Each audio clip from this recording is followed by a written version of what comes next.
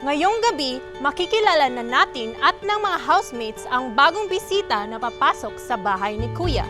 Ano kayang task ang ibibigay sa kanya bilang house guest? Hello Philippines! Hello world! Ito ang tahanan ng kwento ng totoong buhay. Pinoy Big Brother Med School Edition!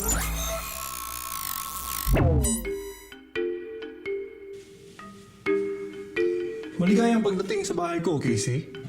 Ngayong linggo, ikaw ay isang temporary house guest sa bahay ko. Ngunit may special kang task para sa housemates. Kunin mo ang letter sa loob ng box. Ang tawag sa iyong task ay Operation Tuklasin ang lakas ni Casey.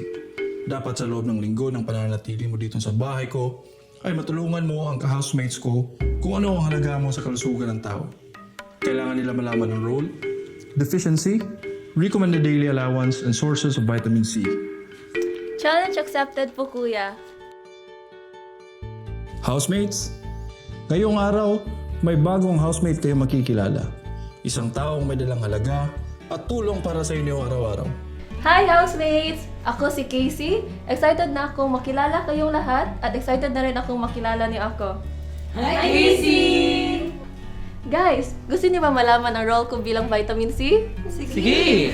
As vitamin C ay ang important coenzyme at reducing agent para sa mga importanteng biochemical reactions tulad ng energy production, tissue maintenance, at overall cell function. Isa sa paborito kong trabaho, collagen synthesis, na tumutulong para maging matibay at healthy ang connective tissues nyo. Kaya pala sa collagen synthesis, si Casey daw ang tumutulong para maging stable ang collagen. She assists iron-dependent enzymes, prolyl and lysyl hydroxylase para ma-hydroxylate ng maayos ang proline at lysine. Di ba may kinalaman din siya ng energy boost? Yung sa carnitine synthesis ba yun? Yes, sa carnitine synthesis, ako ang co-factor ng dalawang iron-dependent enzymes na tumutulong para i-convert ang trimethyl-lysine sa carnitine. At ang carnitine, super important niya para dalhin ang fatty acid sa mitochondria at gawin itong energy. So si Casey pala ay isang secret helper ng collagen at ng energy. Parang ultimate superpower ng katawan. Hoy, may narinig na akong chika tungkol kay Casey. May kinalaman din daw siya sa hormone synthesis.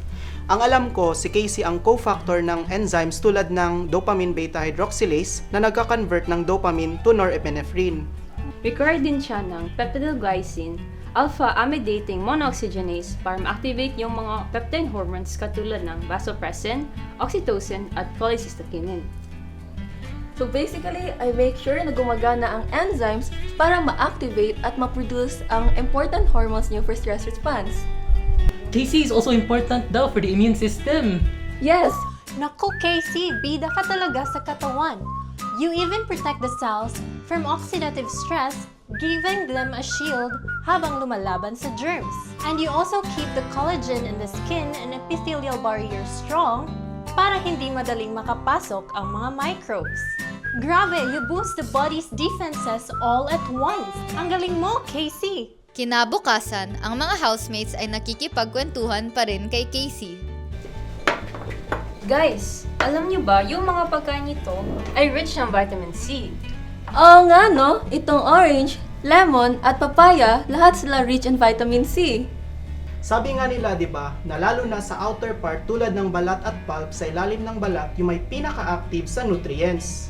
At kung hindi kayo kumakain ng fruits and veggies, pwede din mag-supplement with vitamin C. Exactly.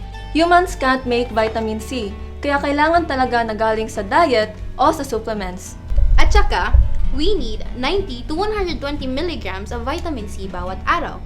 Pero kung smoker ka, dagdag 35 milligrams. Grabe, no?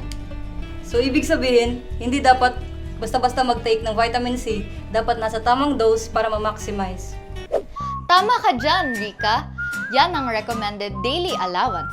Depende rin yan sa age, health condition, o kung may sakit ka, like asthma, arthritis, o gum problems. In those cases, kailangan pa ng minsan ng extra vitamin C. Kaya may limit talaga kung gaano karami ang kayang i-absorb at gamitin ng katawan. Ang alam ko, nakikipag-synergy si vitamin C sa iron, zinc, at vitamin E. Kapag sabay-sabay sila, mas malakas ang immune system. Bukod pa dyan, nagsiserve din si vitamin C as a bodyguard kasi sinisafeguard niya ang vitamins A, B at E laban sa oxidation. Ito ay para hindi sila madaling ma-damage at mas magamit pa ng maayos ng katawan. Pero sabi nila, taking too much vitamin C also has side effects like headache, dizziness, and even kidney stones.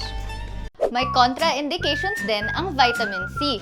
May mga tao na bawal o dapat mang-ingat sa vitamin C, gaya ng patients with sickle cell disease, G6PD deficiency, at hemochromatosis. Kaya tandaan, di bali ng moderate, basta consistent. Kamusta ka, Ruby? Pinatawag kita dito kasi napapansin ko na hindi maganda ang pakiramdam mo lately. Sa totoo lang po, kuya. Ilang buwan na rin po akong pagod, mahina, at minsan irritable. Napapansin ko rin po yung joints ko, swollen, at madalas din pong dumudugo yung gums ko. Madalas din pong akong magkapasa. Matagal din pong gumaling yung sugat ko, kuya. Nako, mukhang kailangan ka natin ipa-check up ng doktor. Vitamin C deficiency o scurvy nangyayari kapag kulang ang intake ng mga pagkaing may ascorbic acid, lalo na sa fresh fruits and vegetables. Pwede rin mangyari kung hindi na-absorb ng maayos ng katawan ang vitamin C, halimbawa po sa mga taong may malabsorption disorders o yung may matataas na vitamin C turnover, gaya ng sa stress, infection o chronic illnesses. High risk din ang mga smokers at yung may mga gum disease, collagen problems o pneumonia. Kaya critical talaga ang consistent intake ng vitamin C para mapanatili ang kalusugan. Housemates, tapos na ang pananatili ni Casey sa bahay ko. At dahil nagtagumpay kayo sa inyong task, mas kilala niyo siya ngayon as Vitamin C. Magpaalam na kayo sa kanya. Housemates, salamat sa pakikinig this week. Sana kahit papaano ay nakita nyo kung gaano ka-important ang vitamin C sa energy, metabolism, collagen, hormones, immune system, at overall health. Bye, housemates! Bye, Casey! Casey, salamat sa effort mo ngayong linggo. Sigurado ako na maraming natutunan ng mga housemate ko tungkol sa vitamin C. Salamat po kuya, masaya po ako na kahit papaano ay natulungan ko ang mga housemates na mas maintindihan ang kahalagahan ng vitamin C. Sana ay maalala nila ang mga lessons na ito at ma-apply sa araw-araw.